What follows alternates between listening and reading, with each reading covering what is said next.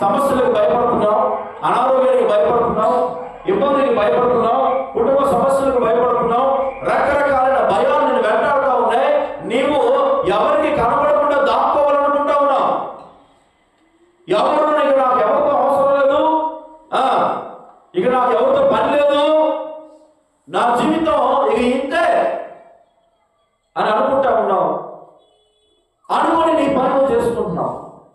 అలాంటి సమయంలో దేవుని దూత కనబడి పరాక్రమం కలిగిన బలాఢ్యుడా, చెప్పండి ఏమన్నారంట? మీరైతే ఏం చేస్తారు? నేను పరాక్రమం కలిగిన బలాఢ్యుడు. అప్పుడు నాలుగు ఉంటే పరాక్రమ బలాఢ్యుడా, మరి ఎందుకు దాక్కున్నావు? చెప్పు. పరాక్రమం కలిగిన బలాఢ్యుడు. అవును, నేను బలాఢ్యుడే, నిజమే. అవును, యుద్ధం చేయగలిగిన వాడే, నిజమే. నీలో భయం లేదు, నిజమే. మరి ఎందుకు దాక్కున్నావు?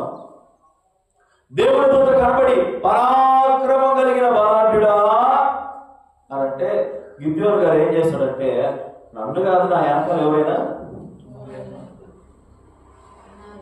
ఉన్నారా? బలాఢ్యుడా ఎవరు? బలవంతుడా ఎవరు? నేనా? నన్నేనా? అలా దూత గారు నన్నేనా? నిన్నే. దూత గారు నన్నేనా? నిన్నే.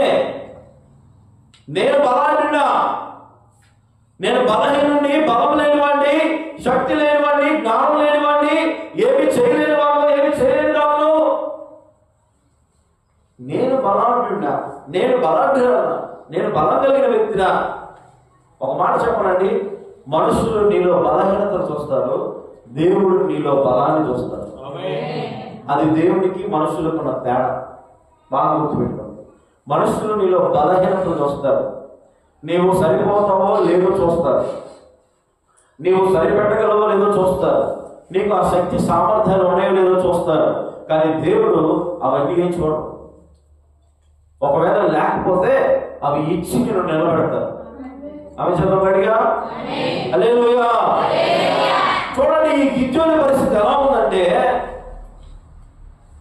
ఎక్కడో గానుగు చోటున దోదుములు దొరకొట్టుకుంటా ఉన్నాడు, బాధపడతా ఉన్నాడు. అయ్యో, విద్యార్థులు మా మీదకి వస్తారు, మరి వాళ్ళని ఎదిరించడానికి ఎవరైనా వస్తే బాగుండు. ఎవరి అనుభవం ఉందా? వాళ్ళతో యుద్ధం చేయడానికి ఎవరైనా వస్తే బాగుండు. మా